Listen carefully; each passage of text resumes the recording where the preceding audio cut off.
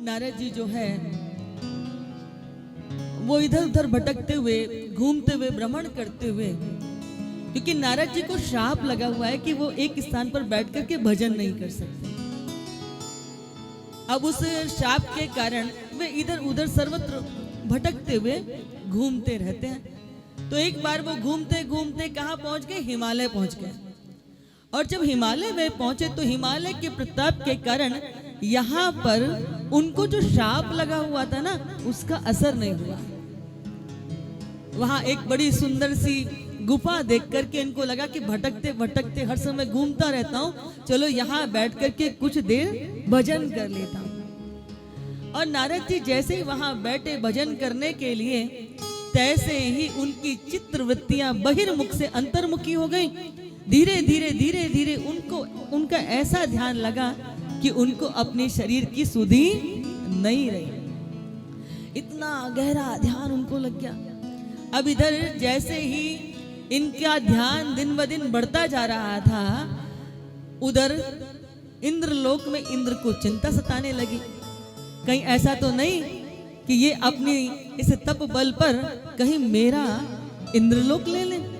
अब आप देखिए जरा, साधु यदि भजन करेगा तो किसी प्रतिष्ठा की कामना से थोड़ी करेगा। साधु का भजन तो सात्विक होता है, समष्टि के कल्याण के लिए होगा या आत्म कल्याण के लिए होगा।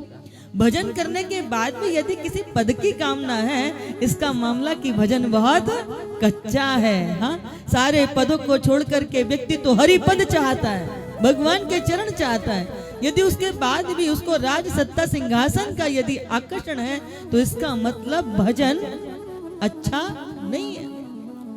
अब इनका भजन बढ़ता जा रहा था, तो उनके भजन से जो है इंद्र को घबराहट पैदा हो गई। अनेक प्रयत्न करे कि इनकी समाधि जो है वो बीच में टूट जाए, लेकिन इंद्र सफल नहीं हुए। ये तो वैसे ही है जैसे शेर को देख करके कोई कुत्ता है सूखी हड्डी लेके भागने लग जाए, कहीं ये शेर मेरी सूखी हड्डी को ना ले ले। बताओ, जंगल का राजा मृगराज किसी हड्डी के लिए किसी पर आक्रमण करेगा क्या? तो साधुओं के लिए ये संपदा, ये वैभव तो वैसे ही है ना। अब इधर क्या हुआ, इनको चिंता होने लगी। और ये चिंता कोई वैसी भी तो नहीं है। अक्सर करके साधु बल से, साधु तप से जो सिंहासन होता है वो भयभीत रहता ही है।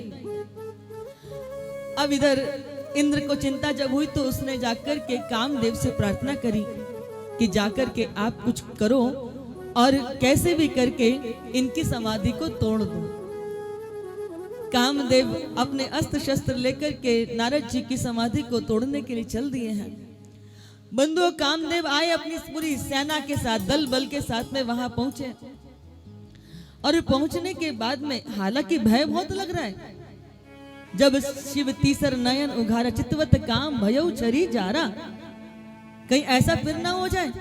लेकिन कामदेव वहां नारद जी की समाधि को तोड़ने के लिए पहुंचे। बंधुओं, अपने सारे अस्त्र शस्त्र चला लिए, परंतु नारद जी के ऊपर का कोई भी असर नहीं हो रहा है। जब सब कुछ करके कामदेव हार गए, तब उन्होंने क्या किए, पेड़ से 2 पुष्प लिए और लाकर के नारद जी के चरणों में चढ़ा दिया और उनकी मंगलमय स्तुति गाने लगे, उनकी प्रशस्ति गाने लगे। बंधुओं, दुनिया में जो कार्य असंभव हो, वह कार्य किसी की प्रशंसा गाने से बन जाता है। आप देख लो जरा, किसी की थोड़ी सी कादू, अरे आपके बिना तो सब कुछ अधूरा है, अगर आप ना हो तो कुछ तो हो ही नहीं सकता। बस सामने वाला रीझ जाता है। प्रशंसा हर व्यक्ति को चाहिए, और जहां बड़े बड़े तीर ना चले, वहां प्रशंसा का तीर चल जाता है।